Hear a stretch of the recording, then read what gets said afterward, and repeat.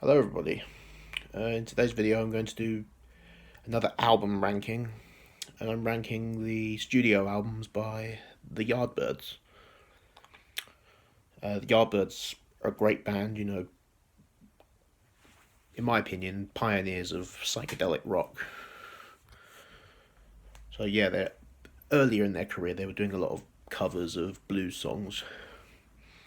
But yeah, you have three fantastic guitarists throughout this band. You have Eric Clapton, Jeff Beck, bless him, and Jimmy Page, who of course we know from Led Zeppelin. And of course, Yardbirds are technically the band that morphed into Led Zeppelin. After the Yardbirds broke up, Jimmy Page got Robert Plant, John Paul Jones, and John Bonham together, and then they formed what was originally called the New Yardbirds, but then they changed the name to Led Zeppelin. Yeah, so there are 5 studio albums by the Yardbirds, and there is I'm not going to include their live album, 5 Live Yardbirds. It's a great live album, and quite an important live album as well, but I'm only including studio albums here. So it's 5 studio albums, so I don't own all 5. I own the first 3, but I don't own the last 2.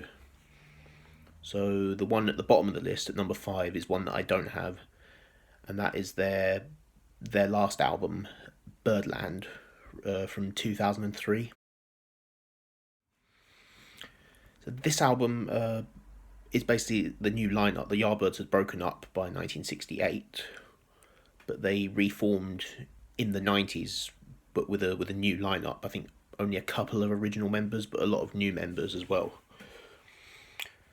And yeah, they put out this album in 2003, and it's got some like new versions of some of their older songs. For Your Love, I think Heart Full of Soul, Under, Over, Sideways, Down.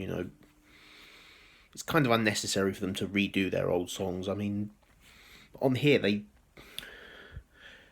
good because they don't really sound completely different from their original counterparts. They're pretty faithful versions, but they didn't need to do them again.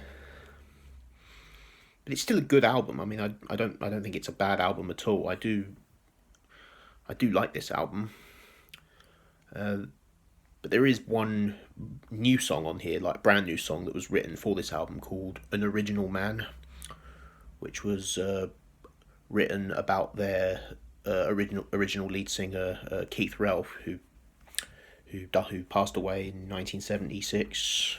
I think he got electrocuted while he was playing guitar in his basement. So it's tragic. But yeah, I think this is the best song on the album. It's a great track. But yeah, it's a good album. But it's just not comparable to the previous 4, which are great. So number 4 is their second album, Having a Rave Up with the Yardbirds, from 1965. It's a great album. It's half of it is live recordings, half is studio recordings. Now, this album was only released in America originally, because the first 2 Yardbirds albums, their first 2 studio albums, they weren't released in the UK. They were only released in America. But the songs from these albums, the studio tracks from this album were already released from their UK singles. And the live tracks, I think some of these live tracks were from the 5 Live Yardbirds album, which was, I think, only released in the UK. But yeah, still a great album. So I think half of it is the live tracks, the other half is the studio. But yeah, it's great. It's a great album nonetheless. It's got Respectable. That's one of the tracks on here. I think Train Keep a Rolling is on here as well. Not sure. I'll have to recheck that, but I think it is. I know Respectable is on here. That's a great track. But yeah, it's a great album. But yeah, but it's number 4. Number 3 is the first album, For Your Love, of 1965. Again, this was only released in America, and it's basically the tracks on it were from some of their singles that were released in the UK at the time, and it includes all the songs from 5 Yardbirds, which was an EP that they released in the UK, so it had like 3 new studio tracks on it. But yeah, those 3 tracks were included on here. So, and yeah, it's a great album. It's got For Your Love, obviously, fantastic song. It's their first hit, and I think it was the first song they actually wrote, because yeah, there's a lot of cover songs on the first couple of albums, and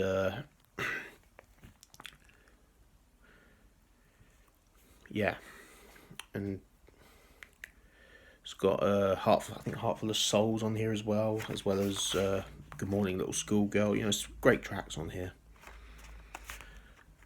So yeah, I do own. I forgot to mention that the having a rave up with the Yardbirds and this album For Your Love, I do own. I do have them on this set called Smokestack Lightning. So it's 2 CD set, and the full contents of both of these albums are actually included on here, along with most of the tracks from the 5 Live Yardbirds album, and a few rarities and some singles that were not on albums. So like Shapes of Things, which I don't think was ever on an album. So yeah, I believe you can get them on CD, but they're quite hard to find. I think they're out of print. Correct me if I'm wrong, but I think they are. I haven't been able to find them individually, but luckily I don't need to, because the full contents of those albums are on this 2 CD set. So yeah, anyway, number 3 is For Your Love, the debut album. Number 2 is Little Games from 1967. So this was the last album with before they broke up the following year. And this is the one that has I think this is the only one. This has Jimmy Page playing guitar on it. The first 2 albums, the first album had Eric Clapton on guitar. Second album was kind of a transition. Eric Clapton played on some of it. Jeff Beck played on some of it. The third album was Jeff Beck playing. This is the one with Jimmy Page on it. And yeah, it's quite a psychedelic album, and on this album, all of the songs are written by the Yardbirds, so there's no covers on here. And yeah, and I don't own this album, and it's quite a hard album to find on CD. It is on CD, but it's really expensive. Yeah, there is a deluxe edition that includes a bunch of the singles and everything. There's also a single disc edition, which is just the regular album, but even that's going for quite a unreasonable amount of money. So yeah, I'm hoping they'll reissue it, or. But yeah, this album was actually only released in America, and I think the reason for this, I'm getting this information from Wikipedia, so take this information with a grain of salt. But I believe it's because there are a couple of singles from this album.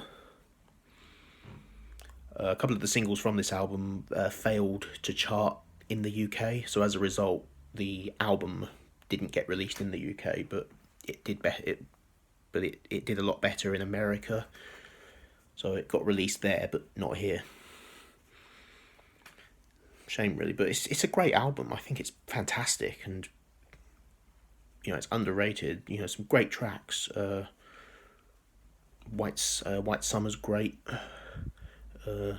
Drinking Muddy Water is a great track. So many great tracks.